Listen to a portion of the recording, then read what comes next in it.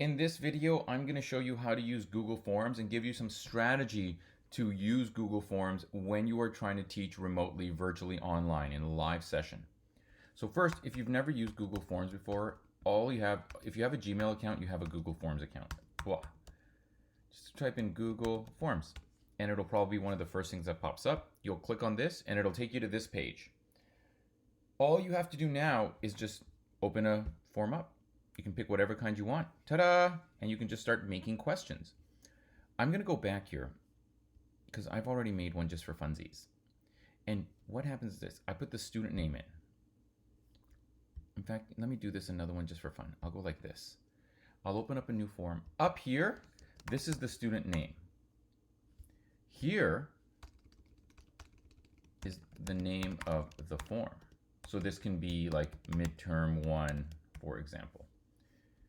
This is going to become important, that this up here will change, but this here will not. And you'll see what I mean in a moment. But let's go back. So here we have student name, and student will pop up in a moment. Boom, there it is, student. Sometimes it takes like maybe 4 seconds or 5 seconds. I know, it takes forever, 4 seconds. But let's suppose I want to create a form. First, I'm going to show you some options you have. If I scroll down, this little bar beside it moves with me. Add a new question. Scroll down over here. Let's go down over here. Perfect. Add a new question. And once scroll down here, add a new question. Ta-da! I can change these questions to all kinds of different things. I typically only use really 2 kinds of questions. By the way, if you want to delete it, it's pretty easy. All you have to do is push delete, delete. I typically use 2 kinds of questions. One, on a scale of 1 to 3, on a scale of 1 to 5. And then short answer questions. That's it.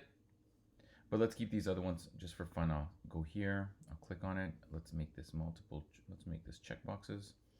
Let's go here and let's make it, I don't know, paragraphs.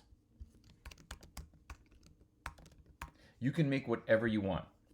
Play with that. Now, suppose you do your Google form. For every student that you are going to be marking, what you do is you share a link to this form for every student. And I'll show you how to replicate it in a moment. But let's do a scenario. Suppose you are doing group presentations or individual presentations, and these students are going to be marked on these presentations. Let's pretend we are in the class. Here's what I would do. I would say, all right, we're going to welcome our first presenter. After this presenter is done, I will share a link with all of you. And that link is to the rubric. You will each be required to fill out the rubric for that student. There are 24 people in this class. I need to see 24 responses. And let's suppose the student speaks. This is what I would do. And I prep these in advance. I would push send. I go over here to link. Always shorten it, just makes it easier. I copy this link. Done. That's it. The student is done speaking. Let's suppose we're using Blackboard or WebEx or Zoom. In the chat, I would share that link. And this is what the student would see. They would just see the form. And they would fill out the rubric for the speaker. In advance of the session, here's the thing you need to do. Right beside the send button, there's a little more button.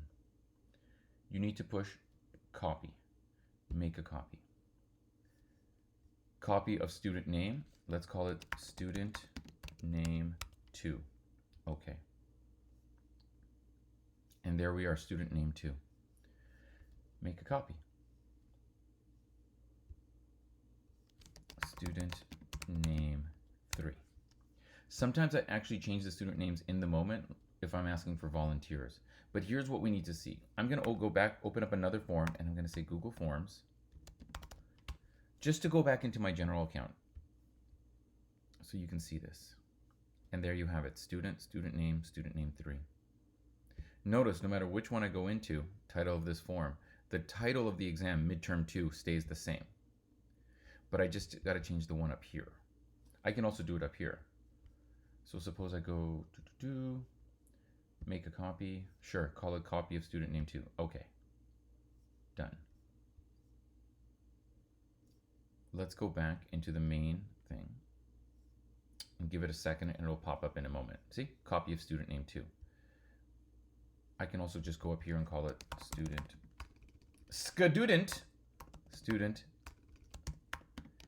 name 4. That's it. You don't have to push save or anything. You just have to like tab out of it or click on something else and it'll just save it for you. That's it. Now, if you want to go next level with all of this, my friends, here's the thing. This is one tactic to keep students engaged. So even if they're half paying attention, that's better than not paying attention. Because if they know they have to fill out the rubric, that means they have to sort of be engaged. They have to listen so they can intelligently fill out forms, especially if it's going to be things like short answer.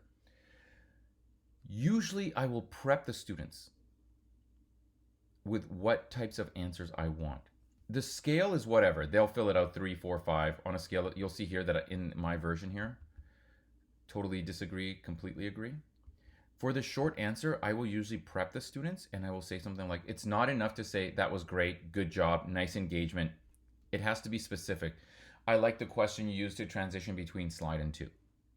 That's the type of answers we need.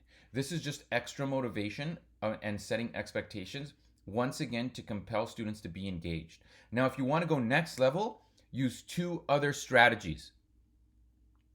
This has nothing to do with the form. This all has to do with engagement. And here's how it works. You tell the students, after the presenter, I will share a link and everyone will be required to fill out that rubric. You will all be giving marks to the presenter as well. But I will also randomly choose one other student to give verbal feedback live. Why am I going to do that? 1, uncertainty, and 2, accountability. If none of the students know who's going to be called upon to verbally give feedback, that is increasing the necessity to pay attention, to stay engaged. And if I call them out and I say this is going to happen at the beginning, right away they have to be, oh, I guess I can't just turn this off. I have to listen now because what if he calls me? So you have 25 students. One student is speaking. One student ends up giving verbal feedback. While they're giving that verbal feedback, the other 23 students are filling out this form. And you do that for every speaker or every group of speakers. And that is a way that you keep all of your students engaged. And after every speaker, you pick another random person and everyone else fills out the form. So you're not only keeping everyone engaged, you're not having dead time. Because in the dead time when people would be filling out a form and it's all silent, you actually have another student giving verbal feedback. So that is how you use Google Forms to create engagement with your learners in your courses.